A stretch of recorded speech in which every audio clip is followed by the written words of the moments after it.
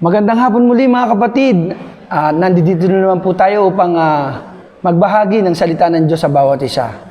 At sabi nga, paalalahanan tayo sa bawat isa sa atin. Ako po'y pinapaalalahanan ng salita ng Diyos at ito po ating pag-uusapan ay paalalahanan natin ng bawat isa sa pamamagitan ng salita ng Diyos. Ang ating pag-uusapan ngayon ay patungkol sa pagsubok. Pero sa kabila ng mga pagsubok ay malaki yung ating pag-asa. Malaki ang ating paksa ay malaki yung ating pag-asa sa kabila ng napakaraming pagsubok. Katulad ng nararanasan natin ngayon sa panahon ng pandemic. Hindi lamang po tayo mga Kristiyano ang nakakaranas ng pagsubok, especially din yung mga di mananampalataya. Sa lahat ng sulok ng mundo ay dumaranas ng pagsubok. Buksan po natin ang ating Biblia sa Peter. Pero bago yan, tayo po'y manalangin.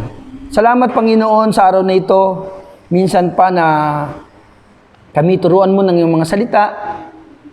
At ang iyong mga salita ang maging inspirasyon namin. Na kahit na anong pagsubok, Lord, malaki po ang aming pag-asa. Sapagkat kayo po ay nasa panig namin, Panginoon. Kung kami po ay mamumuhay ayon sa kalooban mo at papahalagahan yung kagandahang loob na ipinadama mo sa amin. Salamat po sa pag-ibig mo, Panginoon. Salamat po sa pangalan ni Jesus. Amen. Ito po sa unang Pedro, chapter 1, verse 6. Unang Pedro, chapter 1, verse 6. Sabi dito, nandiyan na po ba kayo? Umpisa na po natin. Ito ang dapat nyon ikagalak. Bagamat maaaring magdanas muna kayo ng iba't ibang pagsubok sa loob ng maikling panahon, ang ginto na nasisira ay pinararaan sa apoy upang malamang kung talagang dalisay. Kaya hindi naman ang inyong pananampalataya na higit kaysa ginto ay pinararaan sa pagsubok upang malamang kung talagang tapat. Sa gayong kayo papupurihan, dadakilain at pararangalan sa araw na mahayag si Jesucristo. Hindi niyo siya nakita kailanman, ngunit siya iniibig na ninyo. Hindi pa niyo siya nakikita magpakailanman hanggang ngayon, ngunit nananalig kayo sa Kanya dahil dito nag-uumapaw sa inyong puso ang kagalakan na di kayang ilarawan ng salita. Alam niyo po mga kapatid, hindi niyo po ba napapansin na ang pagsubok ay continuous. Nagpapatuloy ang pagsubok sa buhay Kristiyano at sa mga hindi Kristiyano. Nagpapatuloy ang pagsubok sa mga Kristiyano at hindi Kristiyano. Ganun pa man ang kaibahan sa ating mga mananampalataya. Pinapaalam sa atin ng Diyos kung bakit tayo dumaranas ng mga pagsubok. Samantalang sa mga di mananampalataya, hindi nila minsan ito naiintindihan. Para sa kanila ito'y parusa. Pero brethren, sa ating mga mananampalataya, maliwanag ang sinasabi ng Biblia. Sabi nga sa ibang kasulatan, ginagamit ng Diyos ang pagsubok upang patatagin ang ating pananampalataya at lalo pang mapalapit tayo sa Kanya. Isipin niyo, brethren, ang pagsubok ay ginagamit ng Diyos para patatagin ang ating pananampalataya. Tingnan niyo po yung ating pinag-uusapan.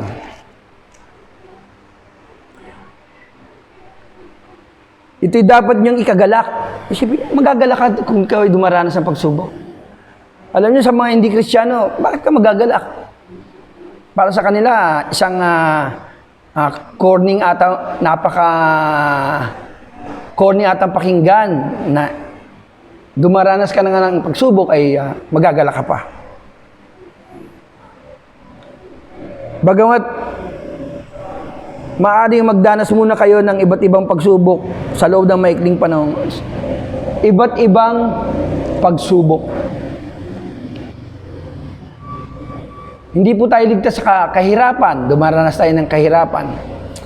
Everyday, kailangan magsikap. Lalo pang nasubok ang ating katatagan. Ito na nga po, pinadaanan naman tayo ni Lord sa pandemic. Hindi ka makakapagtrabaho. Hindi ka makakalabas. Wala kang pagkukunan. Bagamat merong ayuda ang gobyerno, yung iba naman sa atin ay hindi na kailangan tumanggap ng ayuda dahil mayroon silang naitabi at nagagamit nila sa panahon ng pandemic. Pero yung iba sa atin ay wala na, said na. Hindi pare-pareho yung ating mga sitwasyon. Sabi diyan, bagamat maaari magdanas muna kayo ng iba't ibang pagsubok sa loob ng maikling panahon, ang ginto na nasisira ay dinaraan sa apoy upang malaman kung talagang dalisay. Gayun din naman ang inyong pananampalataya na higit kaysa ginto ay pinararaan sa pagsubok upang malaman kung talagang tapat. Sa gayon kayo papupurihan, dadakilain at pararangalan sa araw na mahayag si Jesucristo. Bakit ba tayo sinusubok? Bilang mga Kristiyano, sa ating mga Kristiyano, para malaman kung talagang Kristiyano o talagang tapat, nasusunod sa kalooban ng Panginoon itong mga mananampalataya.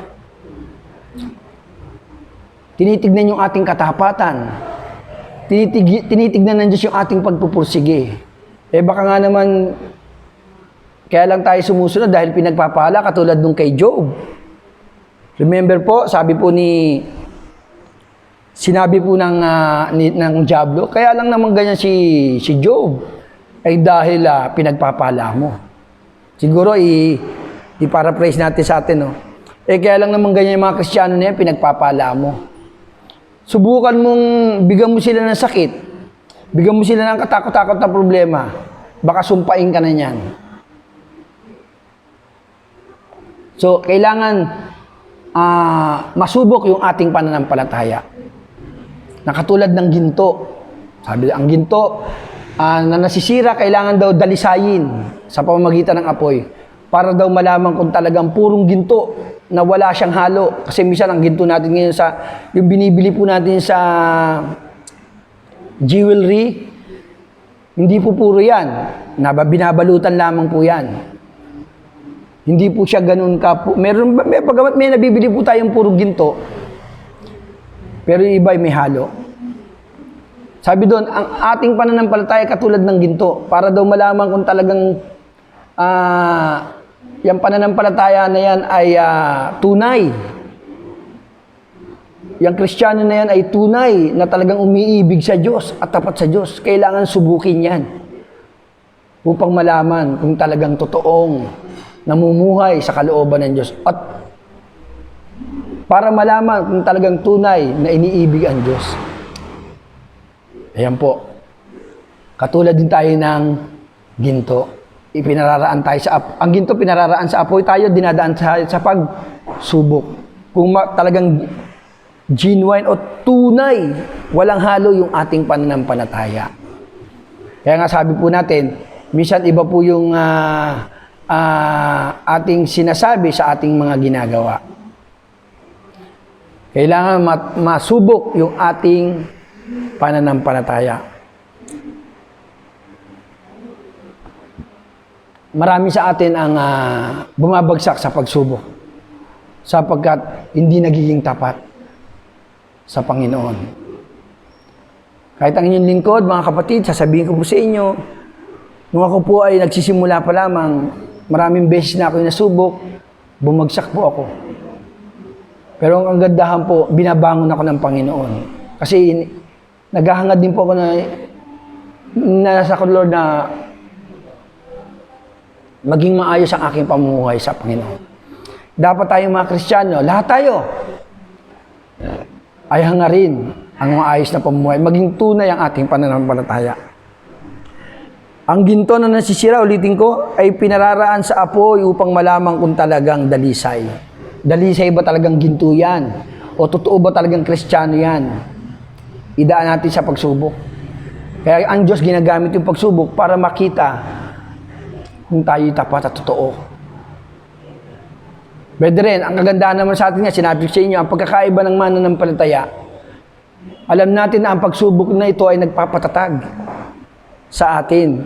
Pinatitibay niya ang ating relasyon sa Panginoon. Baka nga naman mapurol o tinatawag na marupok yung ating relasyon. Baka pag nakaranas tayo ng pagsubok, ay agad napapatid yung ating ugnayan sa Panginoon. Nawawala yung sinasabi natin, Panginoon, gusto ko pong kalugdan mo. Baka nawawala po yun. Imbis na nagbibigay tayo ng kaluguran sa Diyos, ay iba po yung ating naipapakita. Kaya po ganyan po ang mga Kristiyano sinusubok upang malamang kung talagang totoo. Sabi sa James, iba't ibang pagsubok at ang pagsubok na ito ay maikli lang. Pero mga kapatid, itong nararanasan natin pagsubok na COVID-19 ay malapit na mag-isang taon. Siguro kung aabot po ito ng Disyembre, sabihin lang natin, no? Maging open lang tayo kung umabot ito ng December, isang taon itong pagsubok na ating mararanasan. Pero ganun pa man, hindi po tayo natatakot sapagkat kontrolado ng Panginoon ang virus na yan. Ang Panginoon ay makapangyarihan kaysa sa mga salot na yan. Remember, brethren, si Job nung sinubok, nakita yung pagiging dalisay ng puso ni Job. Namatay ang kanyang anak, nawala yung kanyang ari-arian, at ang natira lamang sa kanya yung kanyang asawa na siya ay laging tinatalakan ng kanyang asawa.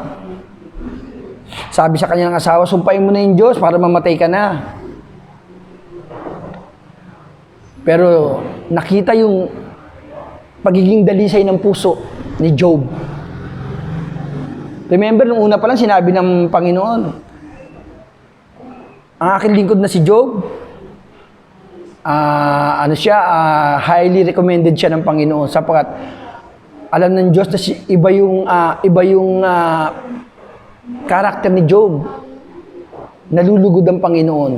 Ipinagmamalaki niya kay Satanas. At nasubok nga at naipakita ni Job yung kanyang pagiging totoo sa harapan ng Diyos. Sabi niya, nangyari ang lahat ng yan. Sabi niya, hubad akong ipinanganak, hubad din akong babalik sa Kanya. Ano sinabi niya? Purihin ang Panginoon. Pinasalamatan niya ang Panginoon. So, ibig sabihin, idinaan siya sa ganung kabigat na pagsubok at nakita yung kadalisayan ng kanyang pananampalataya sa Diyos. Kaya kung mapapansin niyo, mga kapatid, si Job ay itinala sa Biblia yung kanyang napakagandang pananampalataya sa Diyos. Bagamat nung panahon ni Job, brethren, wala pa pong kautusan noon, wala pa yun. Nung aklat ni Job, wala pa po nung panahon ni Moises. Bagamat maaaring nauna pa yung kay Job.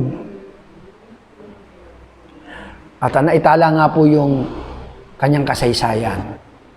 Na siya ay naging dalisay sapagkat dumaan siya sa napakabigat na pagsubok. Ano ang nangyari? Lalo niyang ipinakita na minamahal niya ang Diyos. Kinilala niya na siya'y wala siya nung isinilang at wala rin siyang babalik. Dapat pasalamatan ng Diyos. Yan po yung ating paksa, mga kapatid, na pagsubok. Malaki ang ating pag-asa na dahil sa ating Panginoon, ano man ang danasin nating pagsubok, ay hindi mawawala yung ating pag-asa. Maliban na nga lamang po kung wala po kayong ugnayan sa Panginoon, wala pa pong pagtanggap sa ating Panginoon, kailangan po magkaroon tayo ng ugnayan. I-check mo yung sarili kung talagang tinanggap mo ng ating Panginoon at kung pinaghaharian ka ng Espiritu ng Diyos na siyang nagpapaunawa nito.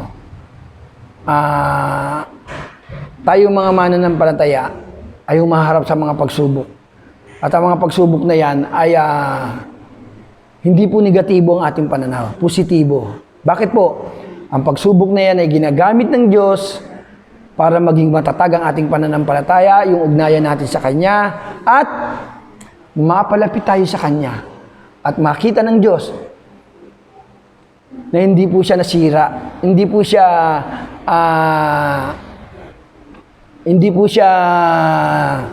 ang tawag dito, hindi po siya napahiya sa pagpili niya sa atin. At ipagmamalaki ka niya. Ayan, lingkod ko na yan. Kahit ganyan ang dinaranas niyan, nagpapasalamat pa rin sa akin. At naglilingkod pa rin siya. Kaya mga kapatid, magpasalamat tayo sa Panginoon sapagkat siya yung ating pag-asa. Sa kabila na napakaraming pagsubok, ang Diyos, mayroon tayong malaking pag-asa. At buhay ang ating inaasahan. Marami pong salamat sa hapong ito. Tayo po'y manalangin. Panginoon, salamat po. Minsan pa na ang iyong mga salita ay magpapaalala sa amin na sa bawat pagsubok na aming malalagpasan. Sabi mo nga, Panginoon, ay ito po ay may kalakip na gantimpala. Ganun pa man, Lord, na gusto namin maipakita na hindi po kayo mapapahiya sa pagpili niyo sa amin. Sa kabila ng mga pagsubok na aming daranasin, pipiliin pa rin namin, Panginoon, ang mamuhay ayon sa kalooban mo, Panginoon. Katulad ng lingkod mo si Job. Salamat po, Panginoon, sapagkat kayo po, Lord, nagpapahintulot ng mga pagsubok na ito upang makita niyo ang kadalisayan ng aming pananampalataya at maging mapalapit kami sa inyo, Panginoon. Salamat po, Lord, sa iyong mga salita sapagkat ang lahat ng ito ay pinapaunawaan niyo, maging yung mga pagsubok ay naiintindihan namin kung bakit kailangan namin maranasan ito. Salamat po, Panginoon, sa pangalan ni Jesus. Amen.